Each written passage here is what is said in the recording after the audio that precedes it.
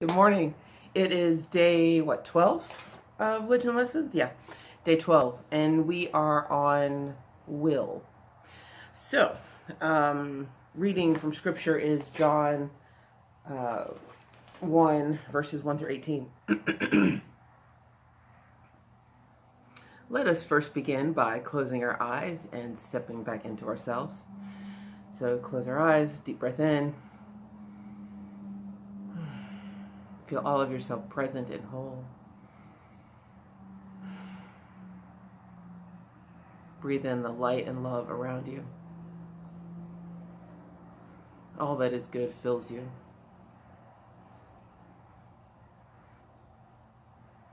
And anything less like it floats away. Breathe.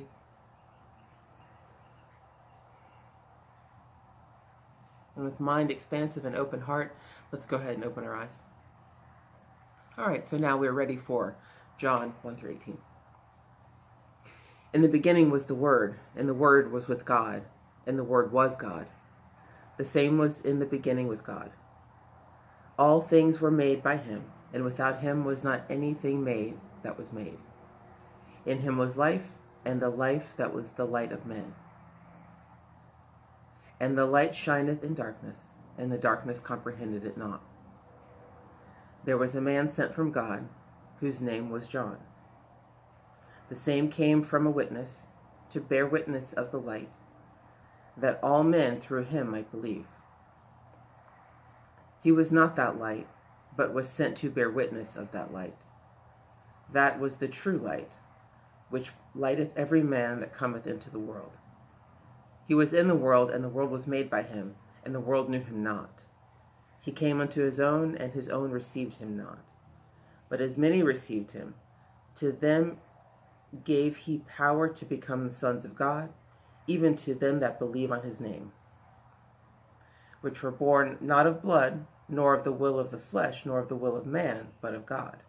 And the Word was made flesh, and dwelt among us.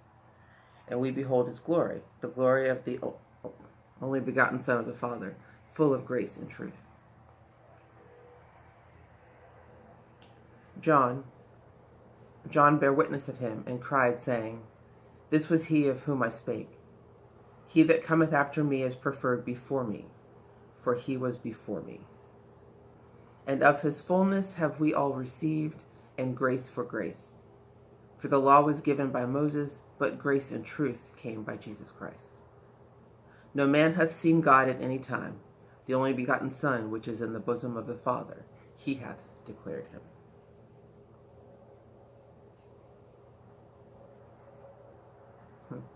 Of the many things I love about the book of John, I love its cosmic departure from the books that precede it, Matthew, Mark, and Luke.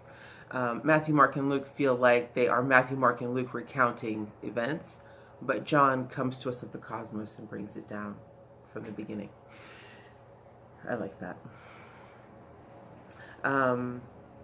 The King James translates it as the only begotten Son.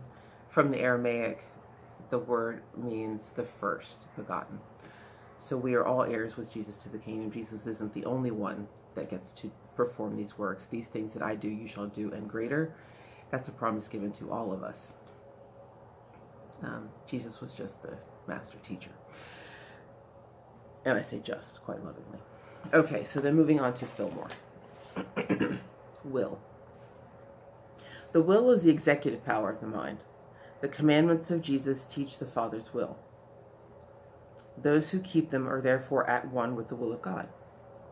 It is possible to get very close to the kingdom of heaven by doing good works and surrendering to Spirit the various faculties of the mind. But we can never fully enter into and abide in heaven or divine harmony without surrendering all that makes up the personality, all of which the will is the center. The will may be said to be the man, because it is the directive power that determines character formation. When man wills the will of God to be done, he forms spiritual character. The use of the regenerate will is for the sole purpose of spiritual unfoldment. The use of the regenerate will is for the sole purpose of spiritual unfoldment. When the will of man adheres to wisdom faithfully, and carries out in its work the plans that are idealized in wisdom, it carries in man a consciousness of harmony and peace. Spirit breathes into such an individual continually the necessary inspiration and knowledge to give him superior understanding. I bring the divine will to bear in my consciousness by understanding, by appropriating universal wisdom, by affirming, not my will be done, but thine be done. God is potential, unformed will. Man is manifest God will. I now link my will with the principle of divine force in order to develop superior executive capacity.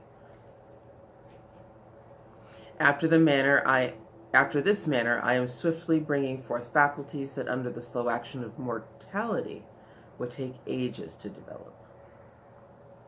And so I affirm, the will of God is uppermost in my consciousness, and I am glorified in my understanding.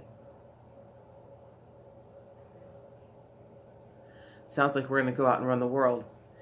Go out and take care of yours. We'll see you back here tomorrow.